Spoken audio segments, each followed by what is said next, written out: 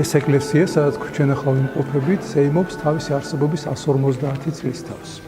ის არის შეიძლება ჩავთვალოთ ადგილობრივი მოძრაობა, რომელსაც დასაბამი დაედო თბილისში და მე თბილისიდან გავრცელდა არა მარტო საქართველოში, არამედ კავკასიაში და წავიდა ჩრდილოეთით, რუსეთში, უკრაინაში, მოსკოვში და პეტერბურგში 10 წლეულების განმავლობაში ეკლესიამ გამოსცადა უამრავი გამოწვევა.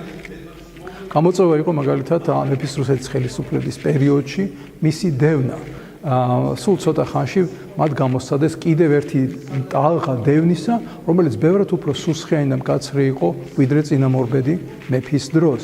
ამ დევნის შედეგად ეკლესიის ყველა ხელმძღვანელი მამაკაცი 100%-ით ან მოკლეს, ან გადაასახლეს, ან გაანეიტრალეს.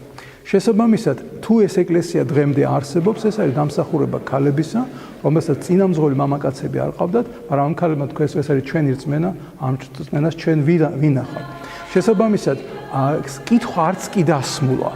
მას შემდეგ, რაც საბჭოთა ხელისუფლება დამთავრდა, თავისუფლება მოვიდა, ეკლესიას კითხვა არ დაუსვავს კიდეც, რომ აი შეიძლება თუ არა ქალი იყოს მღვდელი.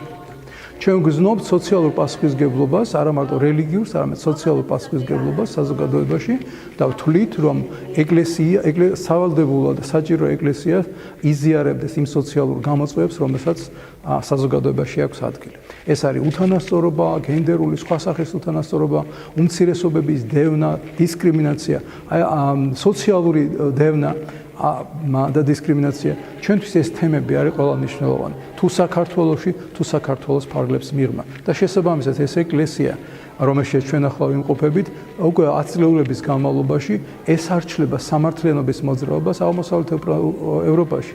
იქნება ეს უკრაინა, იქნება ბელორუსია, იქნება თუ სხვაგან იქნება.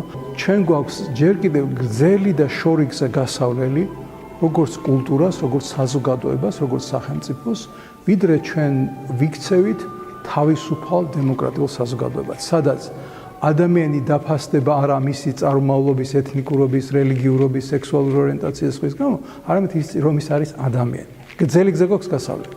მაგრამ იმასთან შედარებით რაც იყო, ჩვენ მე მგონი სერიოზული პროგრესი გავაკეთეთ. დღეს არავინ ქუჩაში არავის დაძდევს ჯვრით ხელში, არავის არ სცემს, ფიზიკურ შეურაცხყოფას არ აყენებს, თავს არავის არ პარსავს, მამის ძისა და სულწმიდის სახელით.